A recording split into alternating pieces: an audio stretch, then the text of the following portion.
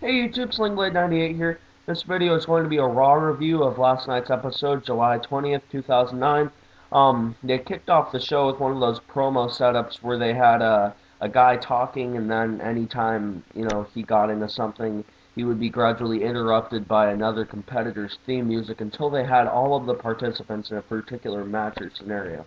In this case, it was not only the main event of that night's episode, but the main event of Night of Champions, I believe. They kicked it off with John Cena addressing the crowd, and his excitement in this promo was very insincere, very scripted. The man, I could see, was still trying a little bit, but he didn't have his normal level of passion, sincerity, and intensity present. He just kept linking it back to how many people were in the crowd, and it was definitely aimed to try and fire up the crowd, but he only seemed to fire up himself the whole time, and it was very scripted. It was, I would dare say, histrionic. It just seemed to try and get attention, but it was very false and very cheesy. And then you had Randy Orton come out. He was not his normal, ice cold Viper persona that we've seen in '08, '09, and the recent years. He was more like he used to be before he got his big push. He was kind of, just kind of aloof, just kind of there to take the verbal abuse and, take the smart path out, which it was really low tier compared to normal Randy Orton. He just kind of stood there and was defiled by Triple H and Cena. Speaking of that, Rhodes and DiBiase are not bad on the mic. They're not bad wrestlers. They need to do more than just stand there and look pissed off and pout. Then Triple H came out. Unlike Cena, he had equally bad material as Cena, but unlike Cena, you could tell he wasn't really putting any effort at all into it. Cena was kind of half-assing it, but Triple H was more doing that, um, the grinning DX 2007 persona where he's kind of nonchalant, and then he transcends that into mild intensity where he's like, I'll give you an example. He's like, Randy, you showed up with the girls. Well, I'm going to beat you up at Night of Champions. DX07, kind of grinning, milded out persona. Overall, this was a very insincere and terrible promo. I did not care for this at all. If the first 2.5 minutes of this video didn't tell you that, I gotta get to the matches. Jeez. Okay, I'm going to skip these ZZ Top backstage segments. I'll just give them a sentence. Santino's backstage with ZZ Top. He has a beard on, and they do a rendition of the worst ZZ Top song I've ever seen.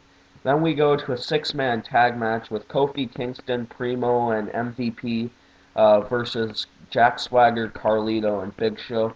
I guess this was an okay match. I was thinking, as soon as they had all these guys out here, if they gave this the time, this would be a fairly good match. And indeed it was. As people have said in the past, the best matches have storylines and emotions running through them. And there is pretty much an emotion to anything you can, any line you can draw between the competitors. There's a feud going. There's, I believe, Big Show and Kofi, and I don't know why Jack Swagger was there, but Carlito and his brother are feuding. I had not heard that before because I missed a few episodes of wrestling. And MVP was also doing his thing. Very good performance by all men. I liked this match, and Big Show's spear is pretty wicked, I must say. I'm going to give this match 2 3/4 stars. I liked it a lot. There was fairly good wrestling. I felt like it could have been better. I felt like, this could have been a 3.5-star match. I don't know exactly what they could have done different. You saw a lot of frequent tags, Big Show dominating. There were some good spots in here, but I must say MVP as a face, as much as he is drawing, he's a bit more one-dimensional as a face. And I think he should turn heel within the next few months because after the fans get bored of him going out there and basically, playing the R-Truth, just let's get fired up card. I don't want MVP to drift off. I think he needs to turn heel eventually. Maybe form an alliance with someone and then give him a tag belt run and then have him break up. Anyways, fairly good match. Next up, there was a ZZ Top match setting up promo where they insulted Jericho and set him up in a match. It was pretty horrible, to be honest with you. Not a bad performance of that song they did. I think it was Lagrange, but not that good. And then they set up a match. Um, wait. Yeah, they set up another match with Brian Kendrick and Jerry Lawler. As any other Jerry Lawler on Current Wrestler match, as with the feud with Booker T and any other one you can reference, very, mediocre. Then when we got to the Chris Jericho versus Mark Henry match, this match actually had fair wrestling. I think Mark Henry needs to add another dimension to his face persona because he's another heel who's kind of lost some dimension. He used to be the angry, bitter, world's strongest man. I'm going to take out everyone until I get my respect. But now he's just also playing the R-Truth card where he just kind of comes out there and smiles at everyone. He and MVP need to add dimension themselves. Good wrestling in this match. Ended in DQ, but sometimes the stuff in the match, the end justify, or the means justify the end. It was a good match. The DQ ending kind of cut it a little bit short. I would like to see this go for 10 minutes, but um, let's just say 2.5 stars.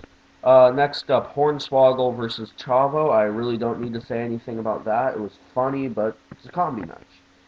Next up, we have Cena and Triple H in the back in a cookie cutter, partners trying to work together segment. Don't really need to go over that. I have time constraints here. Wow, 6 minutes already.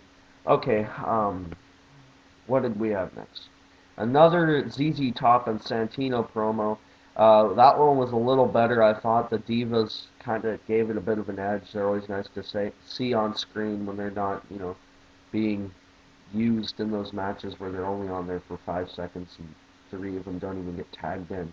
But it was okay. Decent use of the Divas in this segment. They were funny. Santino was funny. ZZ Top did okay. One of the better ones of the night. Okay. Next up, we have a confrontation with Chris Jericho and Legacy. And,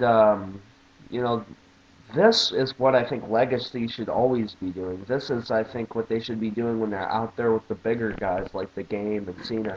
This is what they should always be doing. They should be calling people out. They should make them less fearless.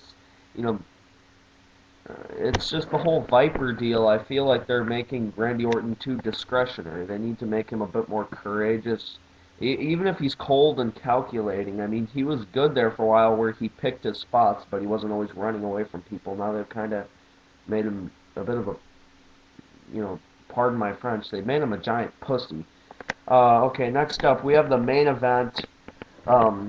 We had that handicap match they set up in the awful opening segment with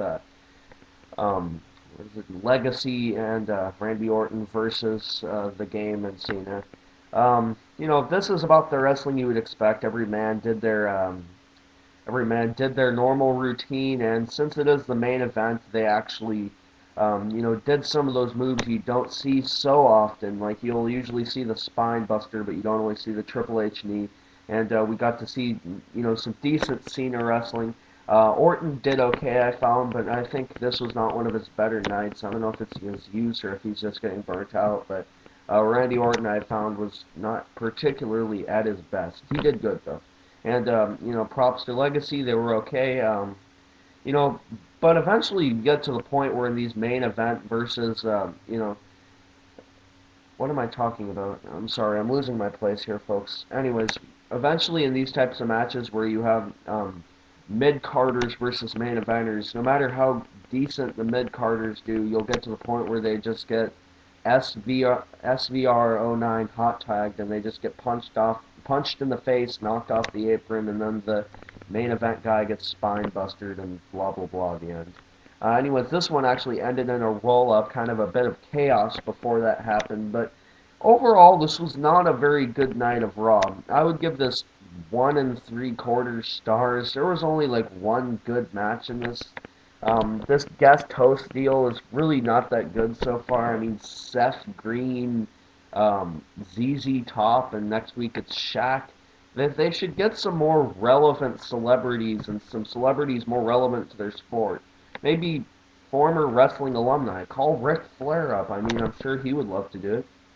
Or, I don't know. Not a great episode of Raw. Thanks for watching. I'll be back on soon.